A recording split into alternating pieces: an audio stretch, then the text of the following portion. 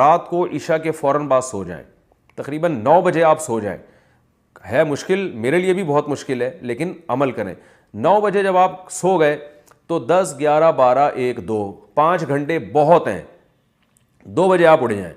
2 بجے اٹھنے کے بعد آپ وضو کریں، تہجد کی نماز پڑھیں، دعا مانگیں، اس کے بعد آپ اسٹڈی کے لیے بیٹھ جائیں. مزہ نہ آئے پیسے واپس. اتنا فریش دماغ ہوگا آپ کا، اور اتنے کم وقت میں آپ بہت اچھا کام کر سکتے ہو، اسٹڈی کر سکتے ہو. آپ جو ہے وہ حافظہ آپ کا اس وقت بہت تیز ہوگا، اور صحت بہت اچھی ہونا شروع ہو جائے گی.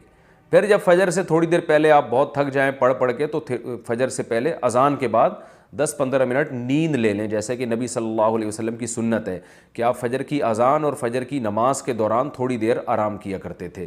تو اس سے آپ اور زیادہ فریش ہو جائیں گے، ہٹو بچوں سے بھی اوپر کی چیز ہو جائے گی. تو یہ پڑھنے والوں کے لیے بہت بہترین ہے. اس کے بعد آپ ناشتہ کریں، جو بھی ایکسرسائز کرنے